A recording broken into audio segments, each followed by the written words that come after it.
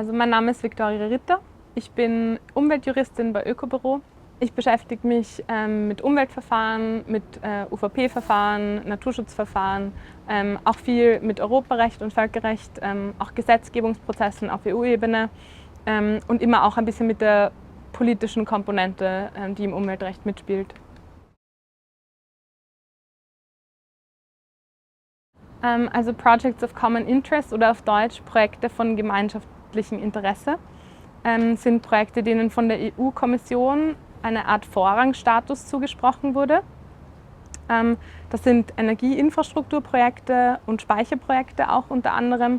Es basiert auf einer EU-Verordnung. Aufgrund dieser Verordnung wurde erstmals 2013 eine Liste mit solchen Projects of Common Interest herausgegeben, die alle 2 Jahre aktualisiert wird. Also der Kraftwerksausbau Kaunertal, sprich das Pumpspeicherkraftwerk, ist 2013 auf die PCI-Liste gesetzt worden, weil in der eben auch Speicherprojekte, die für die europäische Energieinfrastruktur Relevanz haben oder wichtig sind, inkludiert wurden. Und da gab es davor ein Auswahlverfahren und das Projekt Kaunertal wurde von der TIWAG angemeldet zu diesem Auswahlverfahren. Und man hat quasi den Vorschlag gemacht, das Projekt Kaunertal doch auf diese PCI-Liste setzen zu lassen. Der Hintergrund des Ganzen ist, dass man die europäische Energieinfrastruktur verbessern will. Und da geht es vor allem auch um so Stromkorridore, wo Energie weitergeleitet wird. Und dazu gehören Speicher auch, wo auf einen 10-Jahres-Horizont festgelegt werden soll, okay, welche Energiekorridore brauchen wir, um Europa besser zu versorgen. Auf Basis dieses Plans wurden eben Korridore identifiziert und ProjektbetreiberInnen konnten dann am Anfang dieses Prozesses 2013 Projekte da auch vorschlagen und einmelden. Und die TIWAG hat das mit dem Kaunertal-Projekt zum Beispiel getan. Und so ist das grundsätzlich in Bezug auf Speicherprojekte zumindest passiert, dass eigentlich die Betreiberunternehmen diese Projekte vorgeschlagen haben und eingemeldet haben. Und dann wird in sogenannten regionalen Gruppen wird das ganze Projekt dann einfach geprüft und wird sich angeschaut. Und am Ende gibt es eine Entscheidung unter Einbeziehung der Mitgliedstaaten, die betroffen sind, aber eigentlich von der Europäischen Kommission, welche Projekte dann auf diese Liste kommen. Wenn ein Projekt mal auf dieser Liste ist, zumindest aus den Informationen, die uns vorliegen, nicht jetzt wieder sehr tief überprüft wird, ob das Projekt auch noch auf dieser Liste stehen sollte. Es ist nicht ganz durchsichtig, würde ich sagen, der Prozess, aber die meisten Projekte, die mal auf der Liste gestanden sind, die bleiben dann auch drauf.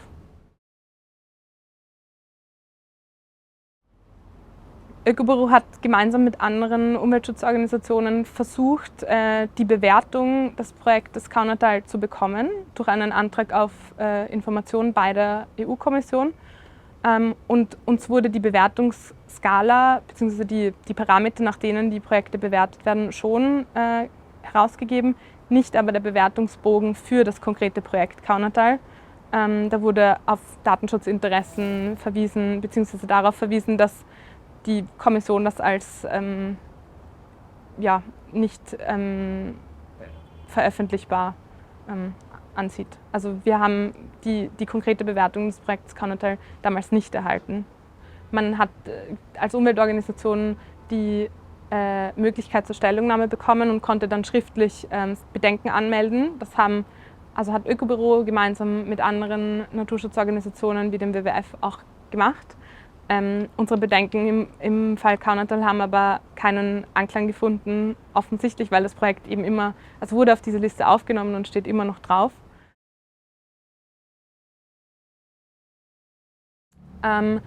Ich glaube, ein ganz großer Vorteil, den die TIWAG jetzt speziell aus diesem PCI-Status zieht, ist, dass weil es auf EU-Ebene als so ein Projekt deklariert ist, das wichtig ist, man sehr gut damit Marketing machen kann, dass man auch sehr gut versuchen kann zu begründen, wieso genau dieses Projekt jetzt so wichtig ist, obwohl die Umweltauswirkungen sich vielleicht noch gar nicht so genau angeschaut wurden, weil es eben noch kein UVP-Verfahren gab. Also ich glaube, da wird leicht dann jetzt schon vorgegriffen aus diesem PCI-Status und dem Projekt eine bestimmte Wichtigkeit zugesprochen und eine bestimmte Durchführbarkeit vielleicht auch zugesprochen, dass es eigentlich so noch nicht hat, beziehungsweise aus unserer Sicht gar nicht hat.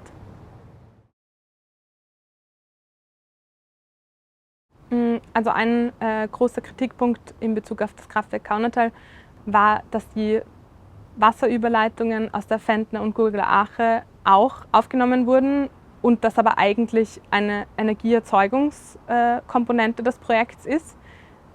Projects of Common Interest per Definition nach der Verordnung können aber eigentlich nur Infrastruktur- und Speicherprojekte sein. Das heißt, es passt an sich schon mal nicht in den Begriff aus der Verordnung hinein und qualifiziert sich an sich schon einfach mal nicht als Project of Common Interest, zumindest dieser Teil des Projekts. Größter Kritikpunkt oder ein großer Kritikpunkt aus Sicht von, glaube ich, vielen Umweltschutzorganisationen in dem Zusammenhang und von uns speziell im Zusammenhang mit dem Project of Common Interest Status ist, dass das Kaunertal-Projekt an sich gegen die FFH-Richtlinie verstößt, also gegen die Habitat-Richtlinie, gegen die Wasserrahmenrichtlinie und einfach generell gravierende Auswirkungen auf Umwelt und Natur in dem Gebiet hat und deswegen eigentlich auch europarechtlich nicht zulässig ist und nicht auf so einer Liste stehen sollte.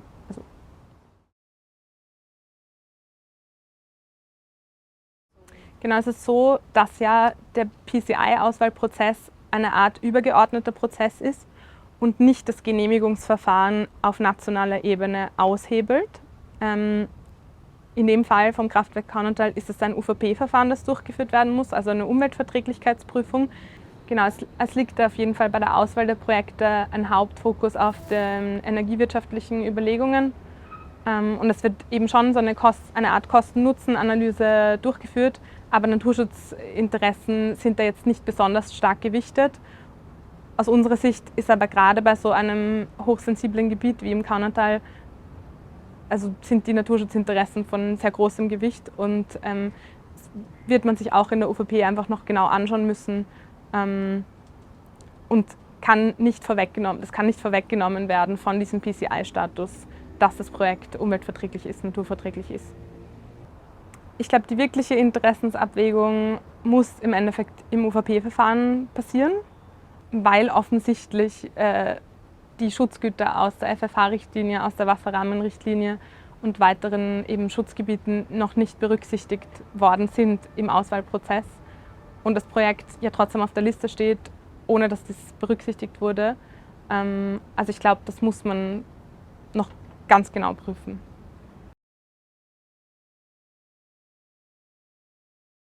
Also meine Einschätzung wäre, dass die EU-Kommission sich vor allem damals, 2013, als die Liste erstellt wurde, die eingemeldeten Speicherprojekte angeschaut hat, die von Betreibenden vorgeschlagen wurden und auf Basis dessen dann entschieden hat, wer auf die PCI-Liste kommt. Natürlich auch unter Einbindung dieser Regionalgruppen und der Mitgliedstaaten. Aber meines Wissens ist da jetzt kein anderer Prozess im Hintergrund gelaufen. Kann natürlich sein, aber ich wüsste jetzt nichts davon.